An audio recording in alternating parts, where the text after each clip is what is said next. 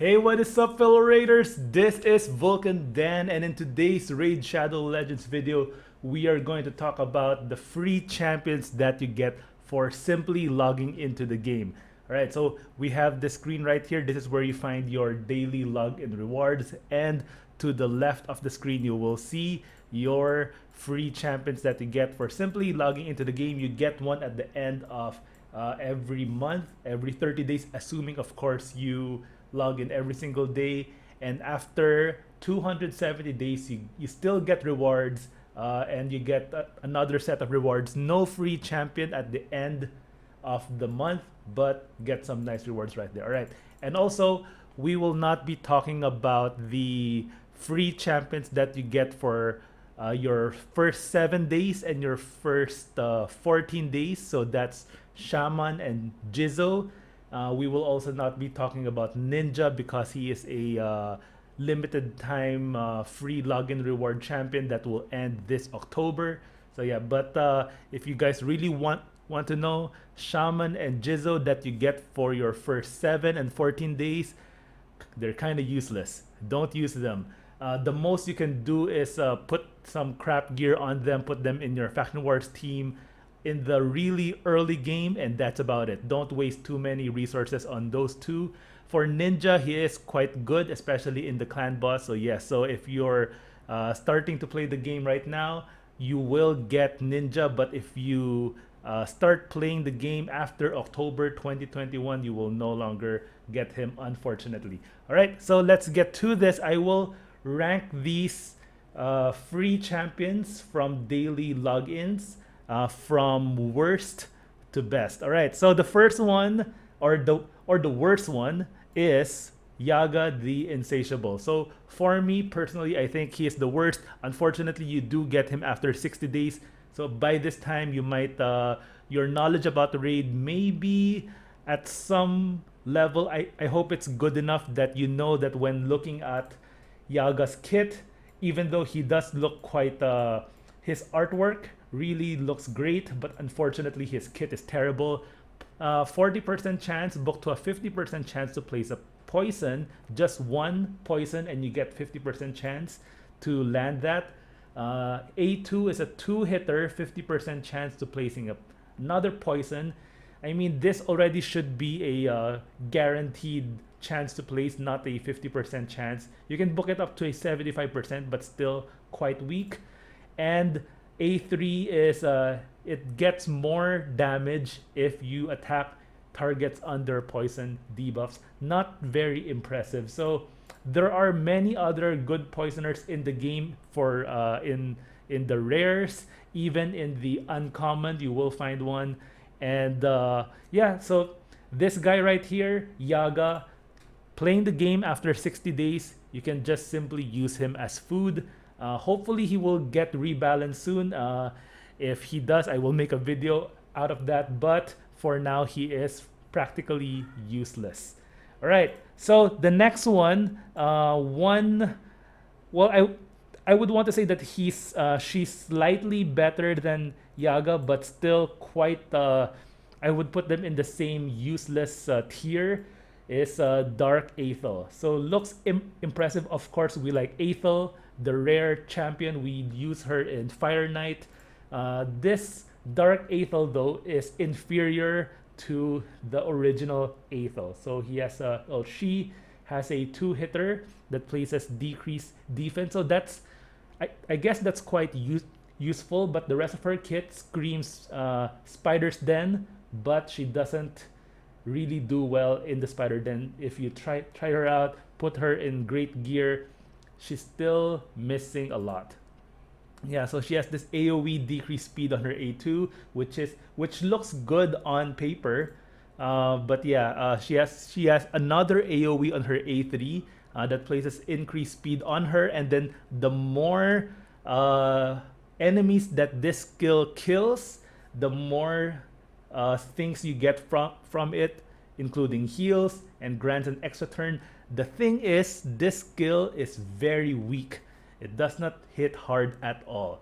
So it would be, of course, different different thing altogether. If this is a hard hitter, she's an attack type champion, but her attack is quite weak, so we don't get the point. They could buff her, give her more attack, or just simply make her skills a lot better. The debuffs are fine. Decreased defense, decreased speed, but she just doesn't hit hard enough to be worth anything. So yeah, Dark Ethel, definitely a very disappointing champs. And the bottom two on my list, you get after 60 days and 90 days, which is quite unfortunate for a lot of the new players. Next one, you do get her quite late in the game, 210 days. Tanix Hate Flower, I do hate her. She is terrible. They say that she is built to keep your team alive, but she doesn't do a good job of doing that. Her A1 is a double hitter, heals all allies by 3% of this champion's max HP with each hit on targets under decreased speed. So they should simply just remove this condition that it has to be on targets under decreased speed.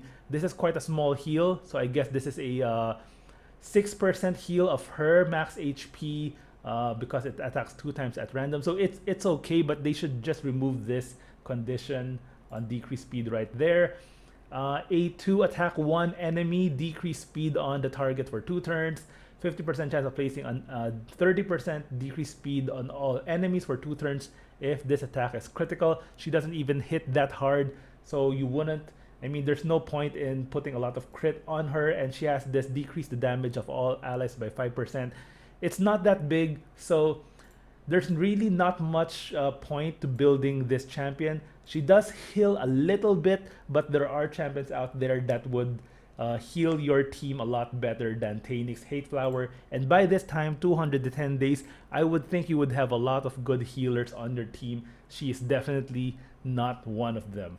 All right, next one, which is a tad better than the others that I have mentioned, Lordly Legionary. So sword looks cool, right? And this guy is mainly a Fire Knight champion. So that's his only role in the game, is to beat the Fire Knight. He has a 4-hitter A1 if the target is under a 100% heal reduction. So that is quite good, of course, for the Fire Knight. He pairs well with Cold Heart because Cold Heart does place that heal reduction. And he has this decreased speed on his A2 with a turn meter reduction, which is good. And this one, reflect damage and heal on his A3. So his entire kit is all about Fire Knight. He doesn't do well in the other areas of the game. So that's really the only area where he is useful. You can build him up if you are currently struggling in the Fire Knight, because you need very specific champions to beat that boss. You need multi-hit A1s, you need decreased turn meter, you need decreased speed. Yeah, so a lot of things, and not a lot of champions have that. Lordly Legionary is one of those, but just be aware that that is the only area in the game where he will be of any use. So yeah, so he's slightly better than the 3 other that I mentioned, but just for that one area. Next one, and I actually really like this champion, Grush. All right, Grush, he's a defense champion. He has a leech on his A1, an AoE decrease attack or decrease crit damage on his A2, and AoE heals on his A3. All right, so he does have a lot of good skills right here. He will keep your entire team alive, especially with this leech on his A1, and of course, making the enemy hit not that hard on his A2 and healing your entire team with his A3. So definitely an awesome champion, especially he has double AoE hits on his A2 and A3. Very useful. Use him in faction wars. You can put him in a lot of your dungeon teams, wherever you want to keep your team alive, maybe in the Ice Golem, in the Dragon. He is useful in a lot of the areas in the game. All right, next champion, and I place him 1 place higher than Grush, Haikatoon. Now, you can't use Haikatoon, or she's not as useful as Grush in many areas of the game. You can use her, but the reason why I place her 1 place higher than Grush is that because you get her after 30 days. So the very first free login reward other than Shaman and Jizzo that you get in the game. She is excellent for arena. So of course the arena is all about speed. The team that goes first usually wins, and she has this nice skill right here that fills the turn meter of all allies by 15% and places the 30% increased speed. So definitely if you build her with a lot of speed, she will boost all of your allies up, so you get to attack first and hopefully defeat the other team. So having her after 30 days is definitely a game changer for a lot of your arena team. So that is why she is placed so highly on this tier list, on this ranking for myself. So it's good that at least you get a good champion in your first 30 days, because 60 and 90 are just big disappointments. Alright, so after Haikatoon, we have this gal right here, Dark L Hayne. Alright, so you get her after 120 days, and like Haikatoon, she also does excel in the arena, especially against one particular champion which is common in the high-end arena, which is Tormin. Now, Tormin places a lot of freeze whenever you buff your allies or you increase the turn meter of your allies. He will put a lot of freeze, but Dark L Hayne will instantly activate her Death's Majesty AoE skill whenever one or her, if any of your allies gets a freeze, she will instantly activate this skill, and if you have enough crit and attack on her, she can one hit all of the enemy team and win the fight instantly. Yeah, so if it's her, if she gets the freeze, she will remove the freeze and still activate this skill. So she is amazing for arena. I use her in arena as well in gold 4 when I face those Tormin teams. So yeah, definitely a great champion, but she is very niche, unlike Grush, wherein you can use Grush in a lot of the dungeon teams, but Grush is lower than Dark L Hayne and Haikatoon is because by the time you get Grush, you might have other champs that can do the same thing, you know, have leech, have heals, but Dark L Hayne is very unique because there is no champion like her even in the legendary. So she is definitely very useful even up to the end game. All right, so after Haikatoon, let's go to this gal right here, Visix. Now, Visix used to be a terrible champion. When she first came out, she was a meme. No one wanted to use her. She was immediately placed in the vault. But she has been buffed, and now she is actually one of my favorite champions to use. She does have a lot of things going on in her kit. She has this double hitter A1 that decreases the turn meter of the enemy and then steals that turn meter. So double hit 15%, so that's 30%, and then you will get 30% back. So yeah, so this is an excellent A1. Her A2 is an AoE decrease speed with ally protect, and her A3 is an AoE provoke. So, and her provoke, you don't need to book that for a higher percentage chance to provoke. She will immediately place the provoke, and she is a void champion, so you cannot weak hit with Visix. So she will place the provoke assuming you have enough accuracy on her, right? And she places a shield on herself, and you can just book this with a single book to make this a 3-turn cooldown. Definitely a huge upgrade when she got her buff. Double AoE skill, decrease speed, provoke will keep the enemies CC'd and will slow them down, and if that's not enough, she gets this A1 that will decrease their turn meter a lot more. So definitely she became one of my favorite champions after the buff. I do use her in some Doom Tower runs. Alright, so that's Visix. And the last one is Seal of the Drakes that you get after 180 days. She does have a kit that is very similar to Visix, but I think she is slightly better. She has an A1 that also has the same thing that Visix does, which is decrease the turn meter by 15%, although it's just a single hitter, unlike Visix, which has a 30% chance. But she also has that decreased speed on her A1 as well. And on her A2, she has an AoE stun. You can book this to a 35%, and then if you get that mastery to increase that by 5% more, then that's a 40% chance on 2 hits, all right, to stun. And she has this revive on her A3. And while these 3 skills alone make it look like she might be not as good as Visix, because Visix has that provoke that lands 100% of the time, assuming she has enough accuracy.